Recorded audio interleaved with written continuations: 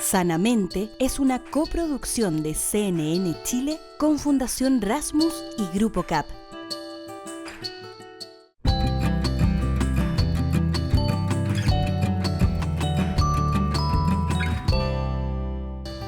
¿Cómo están? Bienvenidos, bienvenidas a Sanamente. Hoy tenemos un capítulo apasionante donde vamos a explorar en ese agujero negro que es nuestra propia vejez. Nos cuesta hablar de cuando nos volveremos todos mayores y vamos derechito hacia allá. Y nos cuesta hablar de las cosas que podrían ocurrir en ese escenario. Por ejemplo, la posibilidad de que alguno de nosotros tenga demencia. Todos conocemos a alguien que de hecho tiene demencia en nuestro entorno cercano. ¿Por qué nosotros no deberíamos ser esa persona? Y si no lo somos, pero somos la pareja de esa persona, ¿qué herramientas tenemos para este momento? Estoy segura que hay algo de ustedes que se remueve cuando hablamos de estos temas y es por eso que no se pueden perder este capítulo de Paz Sanamente. La demencia es una pérdida de las funciones cerebrales que afecta la memoria, el pensamiento, el lenguaje, el juicio, el comportamiento. Se estima que 1 de cada 10 personas mayores de 65 pueden tener algún tipo de demencia. Pero algo que pocos sabemos es que la demencia no es una enfermedad en sí mismo, sino más bien un nombre generalizado para referirse a un conjunto de enfermedades, síndromes como el Alzheimer, la demencia vascular o la demencia por cuerpos de Lewy. Queremos entender mejor esto, cómo afecta la vida de quienes viven en torno a ella, o que la tienen o que están con alguien que tiene demencia. Y para eso estamos hoy con Teepa Snow, experta en cuidados y miembro de la Asociación Americana de Terapia Ocupacional, que está en nuestro país haciendo distintas actividades y charlas junto a Fundación Las Rosas. Estamos muy felices de que estés aquí, Teepa. En serio, muchas gracias por estar. Muchas gracias por recibirme. Hasta ahora todo ha sido increíble acá en Chile. Estupendo, me alegra oírlo, pero me gustaría empezar por... Estaba leyendo algunas cosas sobre ti y pensaba en la idea de la dignidad de las personas que tienen demencia.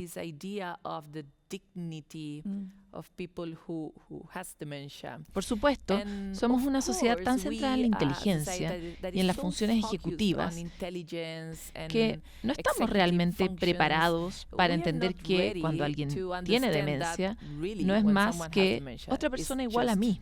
Es duro decirlo, pero en cierto modo nos cuesta relacionarnos con ellos como iguales. ¿Qué opinas al respecto? Creo que uno de los retos es que la gente deje ir a quien tenía en su vida y sea capaz de aceptar a quien está ahora en ella. Pero eso significa que tengo que estar dispuesto a dejar ir lo que no puedo tener con esa persona para apreciar lo que es posible con la persona que está ahora aquí y que sigue siendo una persona completa. Ahora bien, con algunos cambios que hacen que no sea posible ser como era. Pero no significa que se hayan ido del todo o que sean menos. Es diferente. Empiezas a tratarlos como niños. Bueno, eso es un gran error, porque si intento eso contigo, incluso con algún impedimento, tu cerebro vive una vida rica y plena como adulto.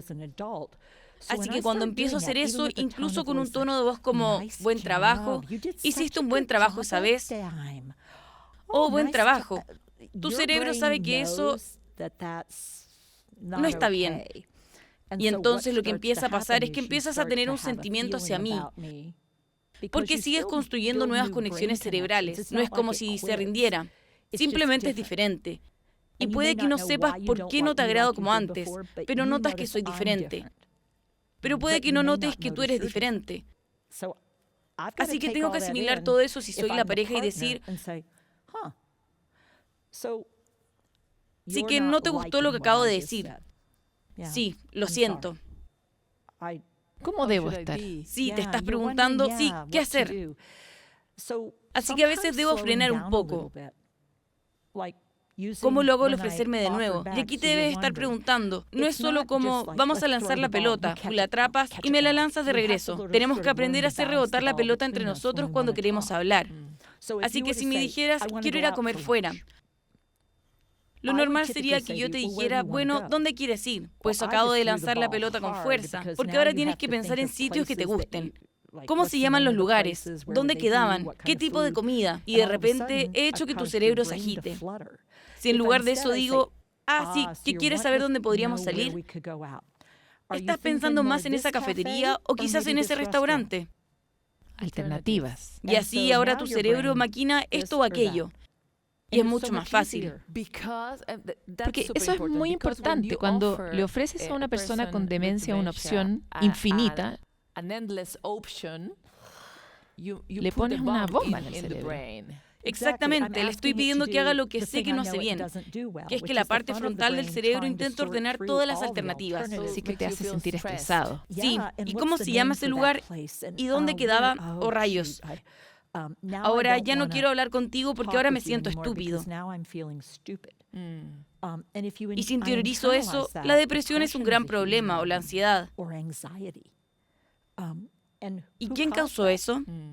No, por supuesto que no sabemos nada de esto. Y yo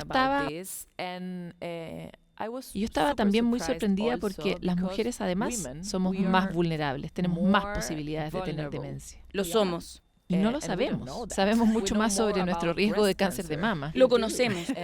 Pero no conocemos nuestros riesgos. ¿Podrías ayudarnos a entender por qué y qué podemos hacer con esta realidad? Bien, buena pregunta, porque hay varias áreas.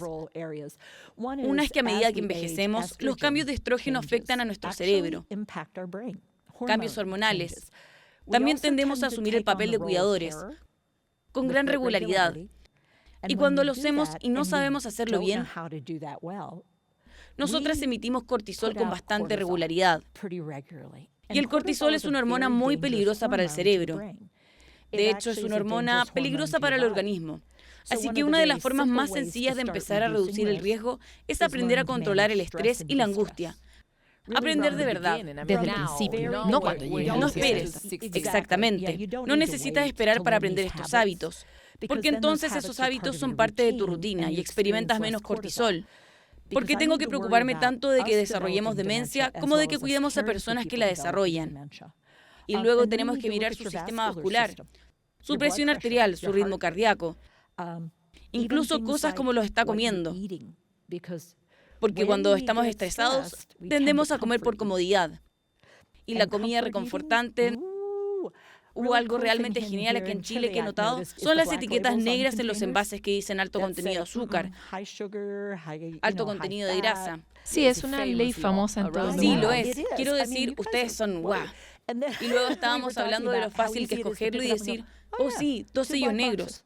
Igual lo quiero. Reconocer el placer de vez en cuando es muy diferente a convertirlo en tu rutina. Descubrir cómo podemos vivir con menos angustia, pero no sin estrés. Y así cuidarnos con ejercicio, con relaciones sociales, hablando de lo que nos molesta o preocupa. Conexiones significativas, tener esa conversación sin teléfonos móviles. Sí, hacer conexiones verdaderas, porque cuando hacemos esto, nuestro cerebro se activa en estas formas sorprendentes, que realmente mantienen conexiones sinápticas sólidas para nosotros. Y si no usamos esas conexiones, empezamos a perderlas. Por supuesto, ahora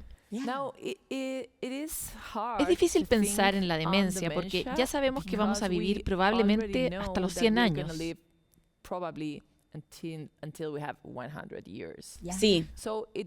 Significa que si empiezas a tener signos de demencia a partir de los 60, vas a vivir 4 décadas así. Así que debemos saber cómo enfrentarla, cómo prevenirla, pero también cómo vivir con ella. Entremos en esa caja, porque por supuesto todo el mundo conoce a alguien que tiene demencia. Yo, por ejemplo, tuve a mi abuela y no sabemos nada respecto de cómo tratarla. Así que primero, si empiezas a notar que tienes algunas señales de demencia, ¿cuáles son esas señales? ¿Cuáles puedo reconocer a mi alrededor? Y segundo, ¿qué puedo hacer? Así que si usted es la persona que está empezando a tener señales internas, ¿Cómo qué, por ejemplo? Por ejemplo, típicamente puedo hacer algo y estoy encontrando que realmente estoy luchando con hacer esta cosa con el banco, el dinero, con darme cuenta, bueno, oh rayos, pensé que era mañana. ¿Era hoy? Mi horario se está mezclando un poco. No puedo encontrar ya sabes, cuando estás diciendo la cosa, cuando quieres decir, yo estoy buscando la palabra y no puedo encontrar una simple palabra. Y luego cuando la encuentro es como, ¿por qué he tenido tantos problemas? O cuando no duermo y me despierto a mitad de la noche. Cuando miro a alguien y digo, sé que te conozco, pero ¿de dónde te conozco? No puedo pensar en tu nombre en ese momento, pero es como rayos, ¿de dónde te conozco? E incluso después de algunas pausas, aún no lo tengo. Es hora de levantar la mano y decir, me gustaría tener un chequeo de mí misma. Realmente me gustaría saber cuál es mi base, para poder empezar a notar, como en 6 meses, ¿esto es diferente? Porque necesito empezar a ponerme más barreras para no excederme, para no exigirme más de lo que puedo hacer. Y si voy al médico y el médico dice, sí, tienes, o tienes algo, o bueno, no sé. No sé cómo ocurra, tal vez sea así. Sí. ¿Cómo vives con eso? Quiero decir, ¿cómo recibes esa noticia o qué recomiendas? Tal vez si estás con alguien que acaba de recibir este resultado. Así que viniste a averiguar si estabas teniendo algunos cambios cerebrales. Y parece que algunas cosas están empezando a cambiar. Estoy de acuerdo. Entonces, cuando te digo eso, ¿qué te pasa automáticamente? Me siento terriblemente triste y terriblemente asustada. Entonces tenemos que trabajar con eso. Así que lo primero, creo, es que tenemos que tener una reunión, una sesión para que hablemos de esto. Porque no eres diferente de lo que eras ayer. Pero esta idea de que esto está por encima de mí no es una gran roca. Es algo que está ahí afuera. Entonces, ¿qué quieres hacer como defensor de ti mismo? ¿Te interesa abogar por ti mismo o primero quieres apoyo? No quiero nada. No quieres nada. Vale, así que tu primer pensamiento es que quieres esconderte de esto. O siento mucho oír eso, porque viniste a descubrir lo que estaba pasando. Y descubrimos que algo está pasando. Porque hay cosas que puedes elegir hacer que podrían reducir ese riesgo de progresión rápida haciendo algunas elecciones ahora. ¿Qué tipo de elecciones? ¿Qué acaba de pasar cuando dije, oh, bien? Y tú dijiste, oh, pero, ¿qué opciones? Y yo diría, cuéntame un poco sobre la frecuencia con la que haces ejercicio. Nunca jamás. Así que piensas en ello, pero no sucede. ¿Cuál es tu baile favorito? Salsa. Entonces, lo que queremos hacer es estudiar la posibilidad de ponerte en algo en lo que puedas trabajar la salsa. Y queremos aumentar el tiempo que lo haces. Dos preguntas. Primero, si soy la hija de esta persona y fui a este doctor y supe lo mismo, ¿debería ir a alguien como tú para que me ayude a estar lista para esa conversación? Porque tú eres una persona sabia, o sea... Por favor, hazlo. Por supuesto que no vamos a hacer como tú lo estás haciendo. Sí, por favor, deberíamos. Porque si no, nos quedamos en la misma caja en la que hemos estado durante generaciones. Que es que renuncias como hija al resto de tu vida o no, pero pierdes la relación con tu madre por demencia sin formación. En realidad, necesita formación sobre cómo hacer esto. Por supuesto. Tenemos que dejar de pensar en esto como, bueno, ya sabes, es como si se estuviera convirtiendo en un niño. Hagamos una pausa ahí, porque estamos hablando de 10, 20, 30 años. Todavía no es una niña. Y si cambias de marcha muy rápido, mamá, o me enfado, mamá, ¿qué te he dicho? Ya te dije que íbamos el jueves que viene. Pero ¿por qué me sigues preguntando esto? Qué triste. Y aún así, no quiero hacer eso como hija. Pero es como la 16ª. No es fácil hacerlo. Es la 16ª vez que me pregunta esto. Así que tienes que prepararte para esta situación. Tienes que aprender nuevas estrategias. O tenemos que averiguar, ¿sabes qué? Deberías seguir siendo periodista. Y deberíamos encontrar a alguien que acompañe a tu madre durante más horas al día, porque no eres necesariamente el más adecuado para asociarte con ella. Y podría deberse a antecedentes o a rasgos de personalidad o a cómo te gusta pasar el tiempo. Pero tenemos que resolver esto cuanto antes para que ambos puedan tener vidas que merezcan la pena. Mi segunda pregunta es, ¿empiezas inmediatamente a hablar tú de estilo de vida? Si a mí me han diagnosticado demencia, ¿debería empezar a hacer ejercicios y eso me ayudaría a sentir mejor? ¿Puedo recuperar, por ejemplo, algunas habilidades? Make me feel better? Can I recover some abilities? Sí. ¿En serio? En serio, y una pregunta muy, muy inteligente. Porque hay una diferencia entre curar el Alzheimer o curar la demencia, o curar los cuerpos de Lewy o vasculares, y cambiar cómo te sientes y cómo interactúas día a día. Y tiene que ver con usar la sinapsis que tienes y que puedes dejar caducar. Y simplemente, como que no están siendo usadas, no hacen falta. Cuando se pueden crear nuevas conexiones sinápticas, incluso con demencia. Y sabemos que el ejercicio ayuda a eso. Y sabemos que el ejercicio, sabemos que el compromiso social, sabemos que la risa, sabemos que cantar, sabemos que estar al aire libre, sabemos que dormir bien. Escuchar música. La música, sí, muchísimo. Así que sabemos que las cosas que nos dan placer, nos dan alegría, nos dan oportunidades para desafiar a nuestro cerebro. Para conectar, para sentirnos vivos. Para desafiarnos un poco, como hacer algo así como que vamos a pensar en los animales que viven en la selva tropical. Un tigre en la selva tropical. La verdad es que no. No, un tupper, un tapir, ¿sí? ¿Estaba ahí? Yo no. Así que para mí es esa oportunidad. Y puede que te muestre imágenes porque lo visual puede funcionar mejor que las palabras. Pero en mi papel, estoy apoyando tu salud cerebral. Así que permíteme explicarlo con palabras sencillas, porque parece que estamos cuidando a un niño, pero al mismo tiempo es importante recordar que no es un niño. Él o ella necesita ser promovido, ayudarlo a estar en una mejor situación con herramientas. Sí. Pero con esta idea de estar hablando con un adulto. Sí, que no te preocupes por mí. Sin mí es lo que pide la Organización Mundial de la Salud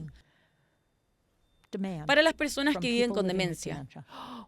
No sabemos nada de este momento de nuestras vidas, porque nosotros no hablamos de la vejez, aunque estemos sanos, ¿sabes?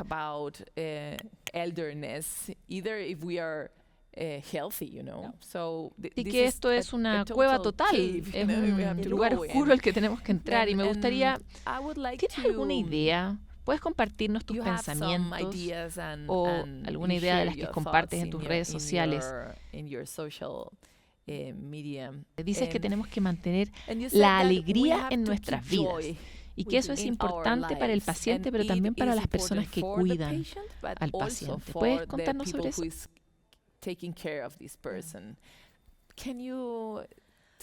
Hay una parte de nuestro cerebro conocida como la amígdala, que es una parte profunda y primitiva del cerebro, y su función es mantenerte vivo como tú. Y si no puedo encontrar cada día algo que me satisfaga, que me dé una sensación de placer, de esperanza, dejaré de prosperar. Y en última instancia, no sobreviviré. Y se llama síndrome del fracaso para prosperar. Y podemos experimentarlo como cuidadores sin el apoyo adecuado para nosotros, pero también como personas que viven con un cambio cerebral, sin nada por lo que vivir. ¿Por qué luchar por vivir? Y así la ansiedad y la depresión y... Suena como una receta para todos. Lo es. Quiero decir, ahí es donde nuestra salud cerebral realmente entra en esto. Es como si no poseemos... ¿Qué puedo hacer para ver menos amenazas en mi vida? Satisfacer mis necesidades, pero luego encontrar algo de alegría en estar donde estoy, haciendo lo que estoy. Y resulta que eso realmente cambia cómo te va la vida, incluso con demencia. Por supuesto, tienes un espectro de personas con las que trabajar. Uno de ellos es Bruce Willis. Sí.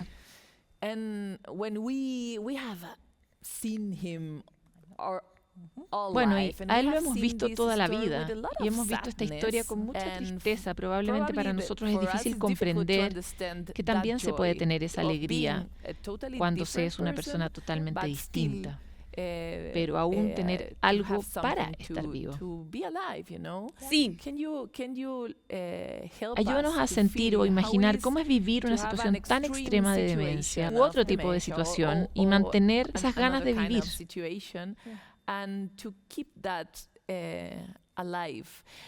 ¿Y cuán consciente es la persona de que está haciendo eso? ¿O es algo que la gente que me cuida tiene que hacer por mí?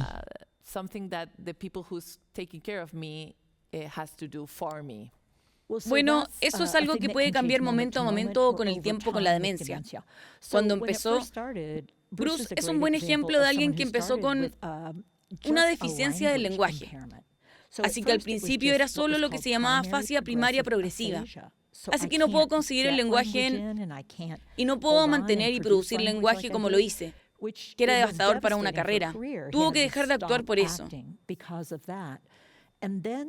Y entonces saltó lo que llamamos demencia temporal frontal, donde se extendió más allá de la sección del lenguaje, más allá de la memoria de las palabras y la capacidad de usarlas, a cómo pienso las cosas, cómo controlo los impulsos, cómo hago elecciones y tomo decisiones que son sanas o buenas. Muy difícil. Y es realmente muy difícil. Para este tipo de demencia, uno de los verdaderos retos son los cambios de personalidad y pensamiento. Así que tengo que revisar cada momento de interacción. ¿Es este un momento capaz o no es un buen momento? Emma tuvo que cambiar realmente los engranajes para ser realmente de apoyo, pero diferente, y la creación de un espacio y un lugar donde Bruce estaría en un buen espacio. Y los niños estarían en un buen espacio, y ella podría estar en un buen espacio. Y ella ha hablado mucho acerca de la necesidad de apoyo con esta transición, ya que parece súper duro. es súper difícil. Y cuando no tienes ningún antecedente o entrenamiento en esto para que te pidan lo que hagas en público, súper difícil. Así que conseguir el apoyo adecuado pronto y con frecuencia puede suponer una diferencia tremenda para ambas personas. Porque reconocer que quizá no debería ser yo quien intentara ponerme manos a la obra porque solo estoy desencadenando reacciones emocionales en ambos. Pero quizá debería hacerlo en este caso específico porque está aumentando la comodidad. Así que es una decisión de todos los días, de cada momento. Lo es, momento a momento incluso. Pero dijiste algo que también fue muy interesante, y es que cuando no tenemos lenguaje o algo que realmente nos defina, ¿cómo entonces podemos encontrar la alegría en mi nuevo yo? Perfecto. Ahora usé muchas palabras. ¿Qué crees que estaba diciendo?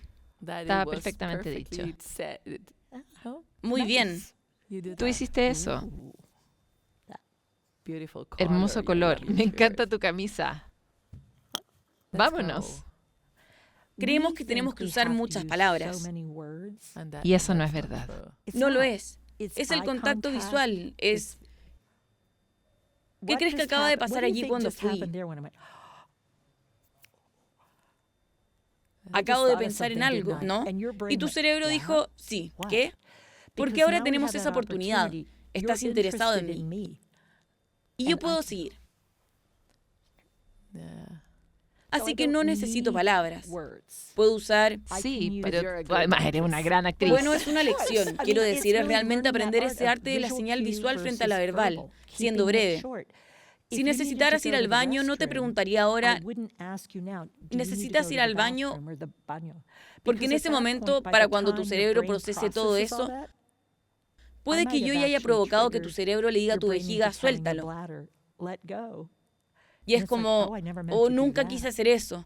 Bueno, entonces no digas, vamos. Y ni siquiera hablo de a dónde vamos. O diría, ¿nos lavamos las manos? Tan difícil. Lo es una nueva forma de ser. Y es una habilidad, no es ciencia espacial. No, pero igual es ciencia espacial porque somos tan malos cambiando hábitos. Terrible para nosotros decir, vale, vamos a dejar atrás nuestra vida y vamos a empezar una nueva. Parece un horror porque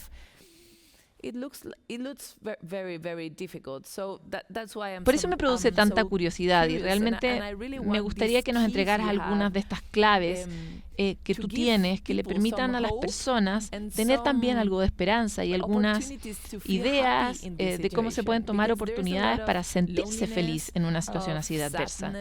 Porque hay mucha soledad, mucha tristeza. He visto a tantos amigos míos viviendo esta situación como un enorme peso sobre la espalda.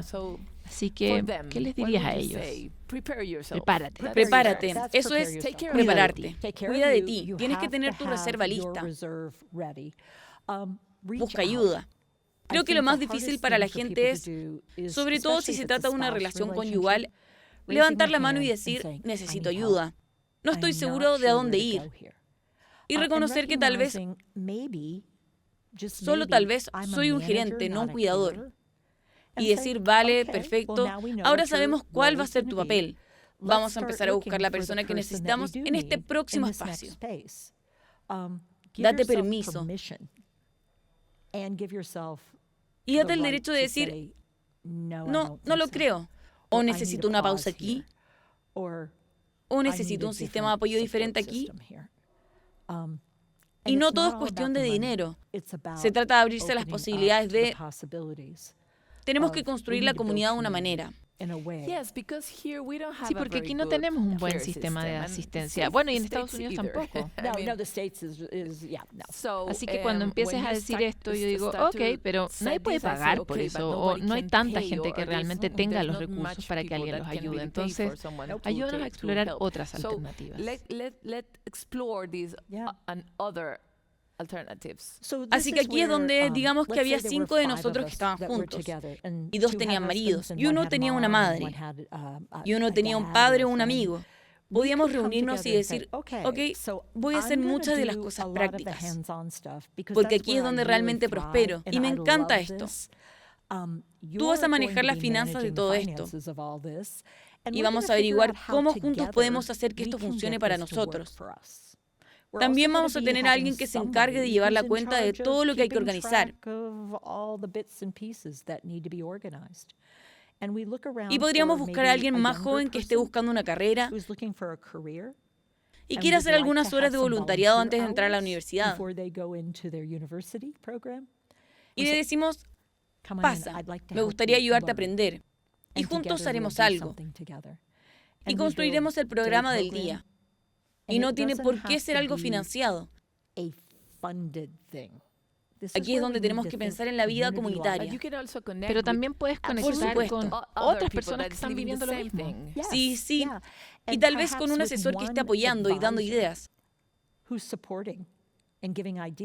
Ahora tienes toda una comunidad de personas trabajando juntas. Y eso es lo que estamos haciendo con la Fundación de Carolina del Norte, la Snow Approach Foundation. Tomamos una comunidad, una ciudad, construimos una red a la que la gente pueda acudir. Porque la sociedad, porque vamos a necesitar esto, la sociedad envejece, punto. Vas a necesitar esto.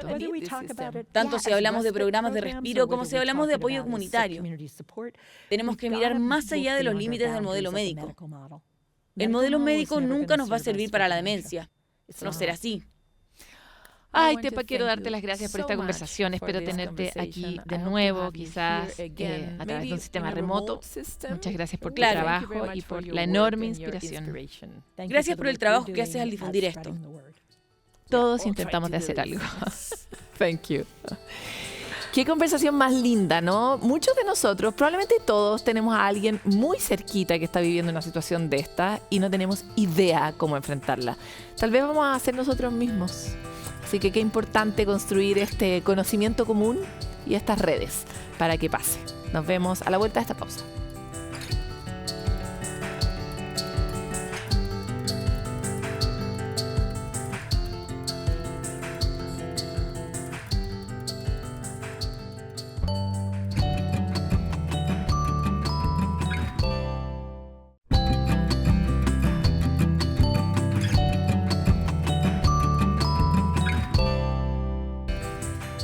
La sexualidad es una dimensión central en la vida de las personas. Se conecta mucho con nuestra sensación de bienestar, pero también con nuestra autopercepción.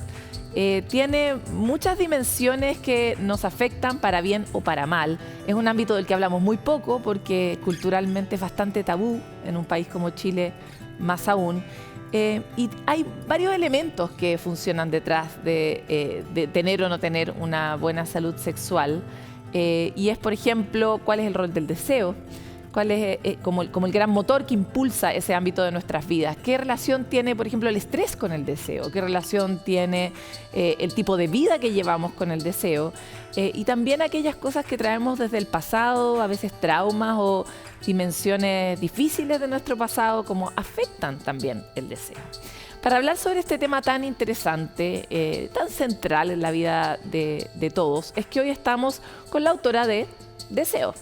Es una sexóloga, ha escrito por supuesto muchos otros libros, se dedica a este tema de manera profunda y hoy está con nosotros Cecilia C. Bienvenida a Sanamente.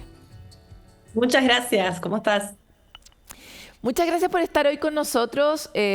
Tocas literalmente un punto muy importante de la vida de los humanos en general, pero en la vida sexual de los chilenos es una conversación recurrente, porque además tenemos estadísticas que hablan de una caída del deseo o una caída de la atracción entre las personas. A veces le echamos toda la culpa a la tecnología, pero la vida en la que estamos es una gran matrix. Estamos muy estresados, muy exigidos. Entonces queremos saber cómo ves tú el escenario hoy para tener una vida sexual plena. Bueno, bastante desafiante, porque es verdad que el estilo de vida moderno no favorece un estado de relajación, un estado de conexión, no favorece el estar presente, no favorece los encuentros reales, también mucho mediado por la tecnología, mediado por el estrés, la incertidumbre, sobre todo, bueno, nosotros en estos países con mucha incertidumbre económica, con mucha dificultad y hostilidad en la calle, situaciones que nos ponen en alerta, que es lo opuesto que necesitamos para un escenario sexual de relajación y conexión. Me encantaría entrar un poco en ese detalle porque si lo llevo a otro ámbito, por ejemplo al parto, efectivamente la alerta es lo contrario de poder parir bien, porque una cosa está asociada al cortisol, que es la hormona del estrés, y la otra que sobrevivir, funcionar, reaccionar, y la otra cosa está asociada a la oxitocina, y cuando sube una, la otra baja. O sea, realmente no pueden vivir juntas, son agua y aceite. ¿Aquí pasa algo parecido? Sí, justamente tiene que ver con la respuesta de estrés, que es una respuesta simpática, que para poder despertar el sistema opuesto, que es el parasimpático, tengo que poder bajar la alerta, que es muy difícil. Y justamente en estado de alerta, si lo pensamos para la supervivencia, en un estado de estrés, de respuesta de agresiones, la respuesta sexual se anula porque no es adaptativa en ese momento. Entonces es lógico que bajo estrés muchas personas no tengan deseo. Lo curioso es que las mujeres nos apagamos más frecuentemente ante el estrés que los hombres. Y esto para mí tiene que ver con que nosotras vivimos por ahí lo que se dirían estresores de género. Nosotras venimos ya con mayores desafíos que hacen que tengamos mayor vulnerabilidad y con mayores traumas que también lo traes. Digo, para hacer un análisis de género de por qué es distinto en unos y en otros, que no significa que los hombres quieran más naturalmente, sino que nosotras tenemos cuestiones de género y contexto que sí influyen. Claro, y que están como muy culturalmente normalizadas, que el hecho de que las mujeres estemos mucho más estresadas que los hombres es como normal, porque siempre hacen más cosas que los hombres, y es normal que se hagan cargo de todo, y todo es normal, ¿no? Como... Y es normal que no quieran. Y lo cual estresa mucho más a las mujeres, de hecho. Oye, vamos a entrar un poco en varios de los puntos que trataste. Cuando yo leía la lista de síntomas que eventualmente indican que puedo tener algún tema con mi sexualidad, me reconocí como en 6. O sea, como que tiendo a creer que tengo una sexualidad plena y sin embargo, dice chuta, a veces disociarse durante el acto sexual puede ser un indicador de que uno tiene que mirar algo. Que a veces sientas que es una tarea. Es algo que debería ser una alerta. Ya, háblanos un poco sobre eso, sobre esa lista de indicadores que eventualmente hablan de que tenemos un problema con el deseo y cuánto nos tenemos que aterrar cuando nos reconocemos demasiado en ellos. No, yo creo que lo importante, porque de la mano de la sexualidad se habla mucho hoy por hoy, se tiene menos sexo, como bien decís. Entonces creo que tenemos que ser responsables a la hora de comunicar para no terminar metiendo más miedo o más presión a un tema que ya es muy sensible. Entonces, no todas las personas están, o sea, no necesariamente tenemos que sentir deseo, no es una obligación, no es algo que implica normalidad tener ganas. Hay muchas personas que no tienen ganas o que eligen no tener sexo y eso es perfectamente saludable. Sí, es importante poder hacernos preguntas adecuadas para entender la variabilidad de cada uno, porque el deseo, su mayor característica es la variabilidad. Va a ser distinto de una persona a otra y va a ser distinto en mí misma, en un contexto u en otro. Ya, espérate, Entonces está ahí bueno. acabas de hablar de unas preguntas, porque efectivamente Sí. las preguntas son todo al final. Lo decimos los Sí, periodistas. hacernos No, preguntas. las preguntas son todo, porque efectivamente yo puedo elegir que para mí, por ejemplo, el sexo no es una cuestión necesaria, pero puedo estarlo eligiendo porque tengo un tremendo trauma o puedo estarlo eligiendo porque de verdad no es una opción de vida. Entonces, me encantaría hablar sobre eso de cuáles son esas preguntas que nos ayudan a pararnos en el lugar adecuado de la eventualmente tengo que revisar algo o esta es mi opción de vida.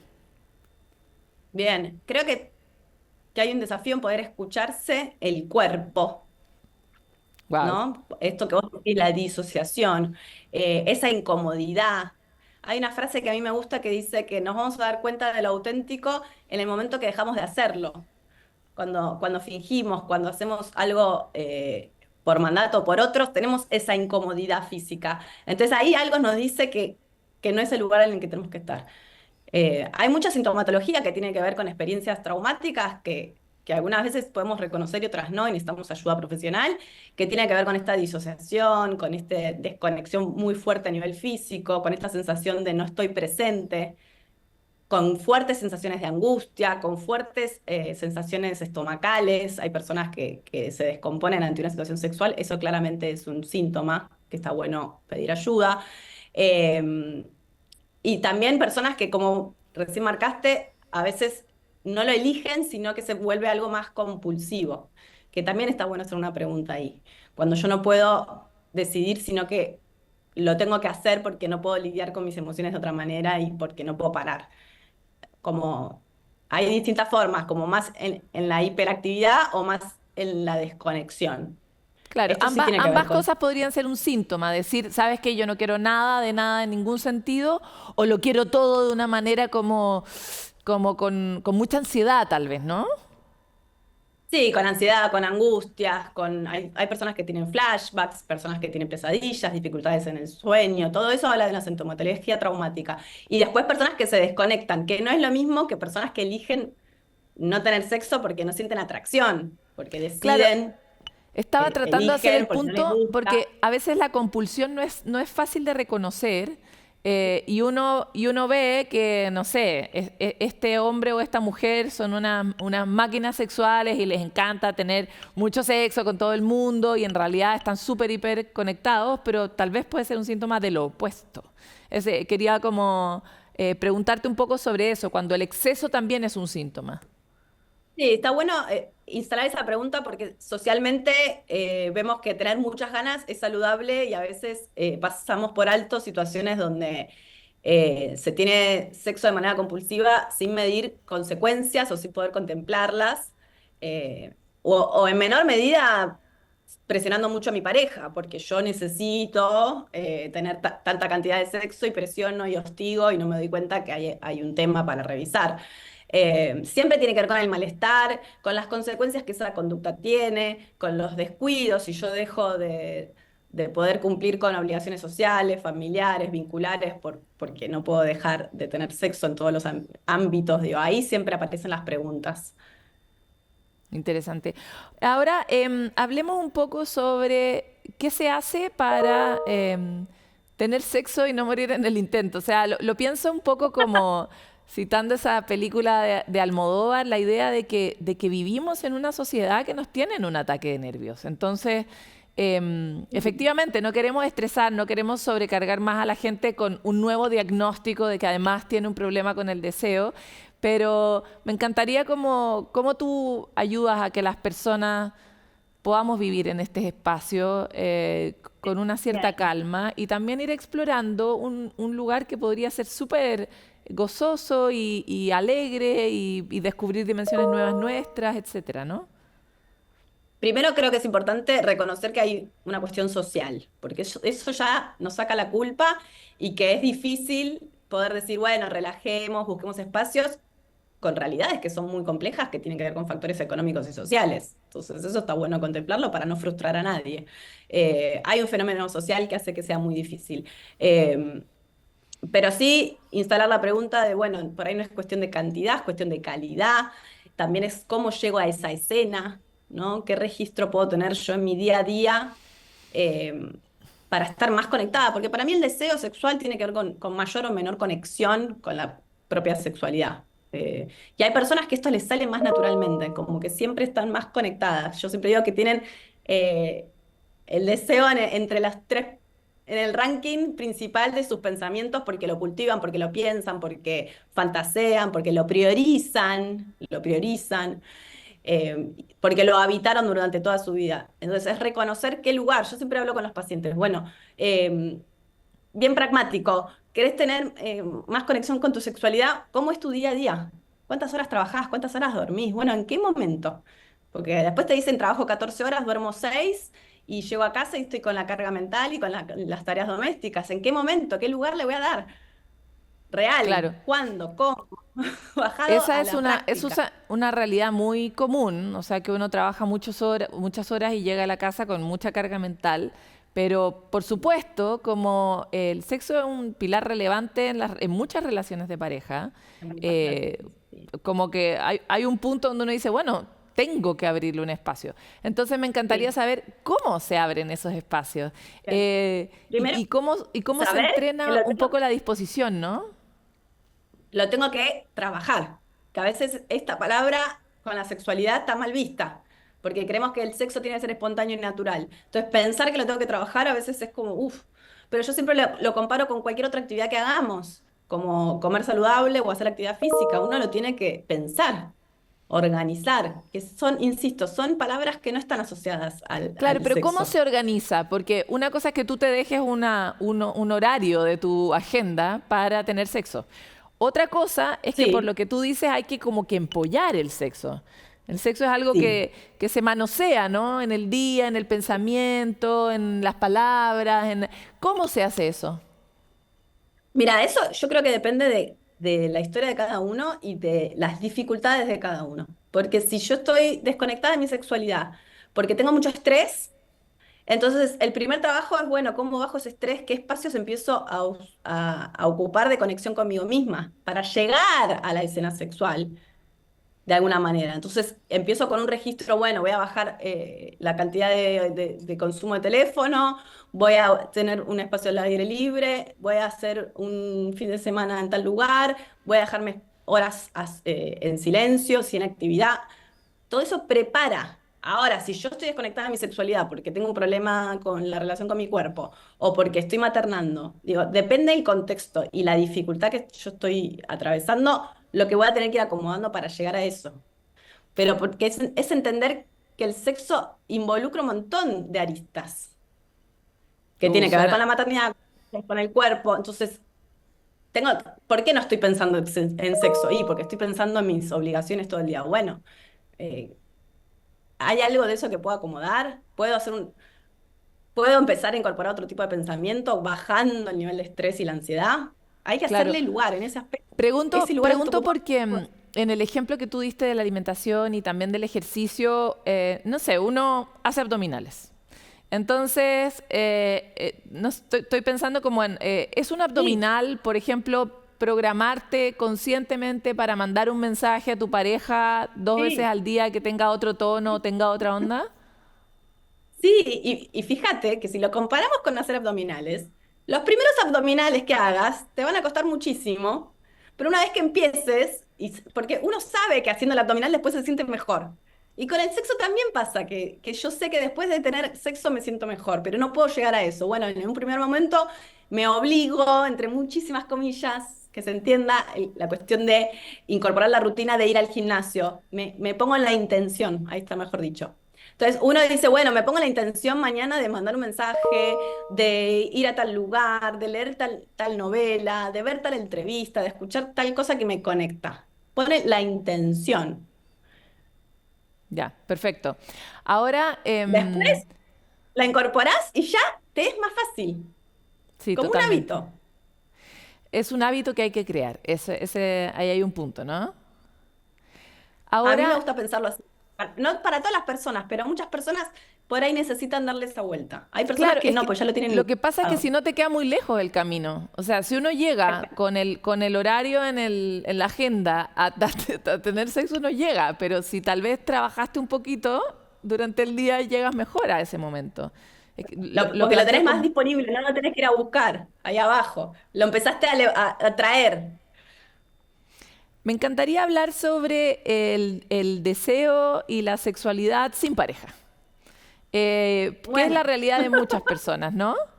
sí. Y me encantaría saber cuál es tu punto de vista. No sé, tal vez llegan muchas parejas, pero tal vez llega alguien que quiere trabajar su deseo y trabajar su sexualidad y no tiene una contraparte. ¿Se puede? No. Sí, sí, porque el deseo es autónomo. Es esto, es esta concepción de entender el deseo no solo como tener actividad sexual con otros, sino en esta conexión con mi cuerpo, con mis fantasías, con la masturbación, con lo que a mí me da placer. Y hay muchas personas que consultan para conectar con eso, más allá de si están en pareja o no, porque reconocen que por un contexto o por su historia de vida estuvieron más alejadas. Y ahí, o más alejados. Se trata de eso, de incorporar los espacios, de explorar, de que tengan información, de que se quiten tabúes y emociones quizás displacenteras que están asociadas, porque hay muchas personas que a la hora de encontrarse a solas sienten asco, sienten vergüenza. eh, no es lo mismo una crianza religiosa, una crianza más conservadora, las secuelas que trae en la sexualidad, todo eso se aborda de manera individual. Cecilia, podríamos estar aquí toda la tarde, pero para ir cerrando, una pregunta. ¿Cuándo yo tal vez necesito la ayuda de un especialista junto a mi pareja? Bien. ¿Qué alertas debería estar mirando? Porque hay veces que hay parejas que se aman mucho, pero esto termina siendo lo que corroe la Sí. posibilidad de estar juntos. Entonces, ¿qué alertas yo podría observar? Es importante saber que la satisfacción sexual impacta en la satisfacción de la pareja. Y tiene que ver con el malestar, no solo físico, porque hay malestares que son físicos, pero también malestar emocional. Digo, cuando hablamos de sexualidad no hay una norma, no hay una normalidad de lo que está bien y lo que está mal, pero sí debemos hacernos preguntas cuando hay malestar, cuando hay peleas, cuando hay uno de los dos que no se siente bien, cuando el diálogo se vuelve difícil, cuando hay rencores. Todo eso son alertas para pedir ayuda. Bueno, y por lo pronto leer el libro tal vez puede ayudarnos a Ayuda conectar un con esa montón. dimensión, ¿cierto? Sí, y muchas parejas lo leen juntos, que también ayuda. Excelente. Ahí te pone el tema de conversación ahí mismo, ¿no?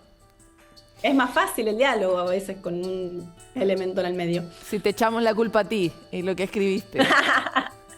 Cecilia, te quiero agradecer por esta conversación. Muchas gracias. Efectivamente, la vida sexual es una de las que hablamos poco, o hablamos como de las glorias sexuales, pero hablamos poco de las miserias. Y todos las tenemos en tantos espacios distintos.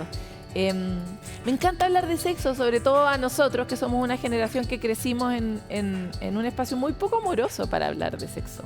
Por lo mismo, lean cualquier libro sobre sexualidad, avancemos sobre estos temas y háganse sus preguntas para que podamos tener mayores niveles de bienestar. Vamos a una pausa y volvemos con más.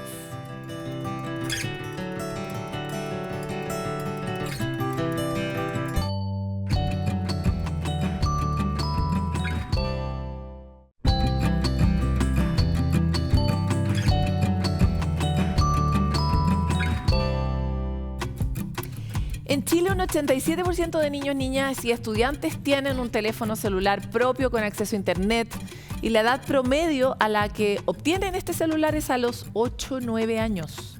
En este escenario es crítico preguntarse por los riesgos a los que de verdad están expuestos, por ejemplo, el ciberacoso. ¿Qué es exactamente el ciberacoso y cómo podemos reconocerlo? Revisémoslo en la siguiente animación.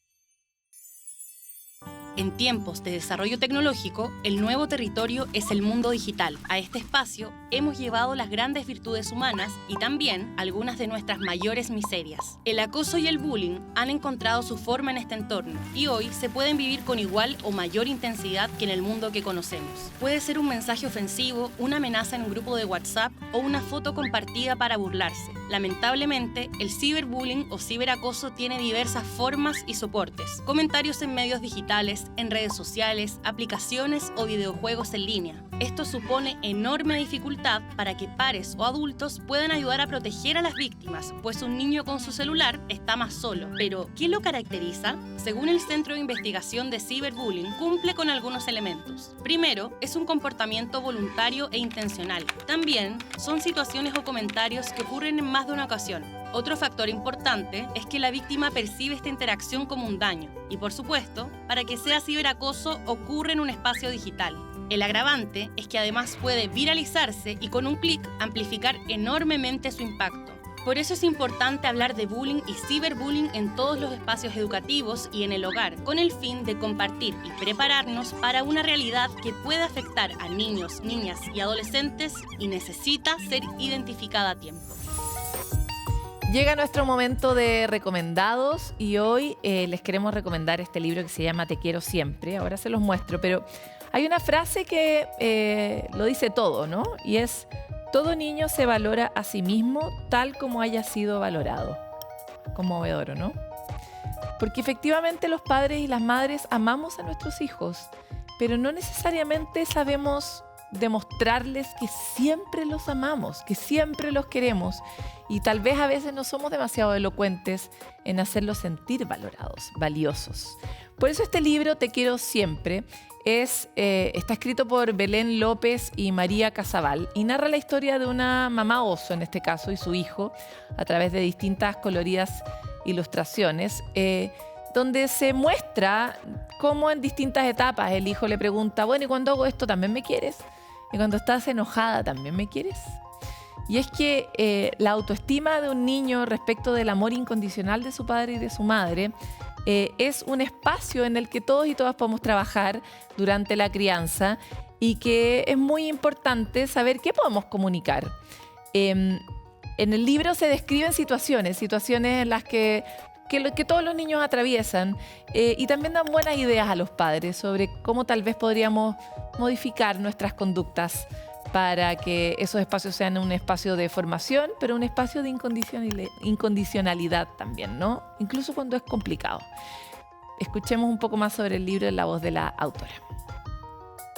En una charla que tiene mamá osa y bebé oso le va preguntando a su mamá si lo quiere en situaciones en las que su emoción surge con más fuerza. Si lo quiere cuando está enojado, cuando está triste, cuando tiene vergüenza, cuando está asustado, o quizás si lo quiere con esos momentos de celos con su hermanito. Y mamá osa le va diciendo que sí, que lo quiere siempre, que no importa lo que sienta, no importa lo que haga, y que se va a quedar junto a él hasta que lo pueda manejar mejor esa emoción. Nos encanta que el mensaje llegue muy lejos y a muchas familias con esta idea de que, bueno, los chicos pueden sentir un montón de cosas y que la idea es que ellos se sientan queridos en ese momento y que además puedan sentirse que los mamá y papá van a acompañarlo hasta que puedan lograr mejor eso que están queriendo lograr. Qué importante aprender a hacer eso, ¿no? Muchos crecimos con la idea de que si no hacíamos algo no nos iban a querer. Ese es un mensaje tan triste al final y que podemos cambiar con pequeños gestos. Todas las ideas salen aquí en este libro como les recomendábamos. Se acabó sanamente, lo que es triste, pero vamos a transitar juntos por esta emoción y para irnos les queremos dejar una recomendación como ya es nuestra costumbre, en este caso justamente el Fono Infancia. Este es un programa gratuito, confidencial, dedicado a dar apoyo a la crianza, incluidos los trabajadores y trabajadoras de las salas cunas, jardines infantiles, modalidades no convencionales de la Fundación Integra. En este caso la idea es que si usted lo necesita, pueda llamar al 800-200-818 y también a través del chat disponible en www.fonoinfancia.cl. ¿Por qué? Porque pucha que es complicado criar. Es complicado educar, es complicado acompañar. La infancia se nos va de las manos muchas veces. Muchas veces estamos además coexistiendo con la presión de las pantallas, con la presión de nuestra propia vida. Se nos acorta la mecha en la medida en que estamos más exigidos. Y por lo mismo, este es un teléfono donde uno puede llamar también para hablar de lo difícil que es o de lo mala que se siente como madre eventualmente. Porque hay una comunidad, que es lo más importante, que nos acompañe, pero también hay buenas ideas para saber cómo salir de ahí con la menor culpa posible y sobre todo con una herramienta concreta para hacerlo mejor en el siguiente momento. Nosotros desde Sanamente les contamos que seguimos aquí a través de nuestras redes, pueden comunicarse con nosotros, siempre pueden estar en contacto con nuestro programa que está disponible en YouTube permanentemente, pero que volveremos porque los queremos siempre. Volveremos en el siguiente capítulo.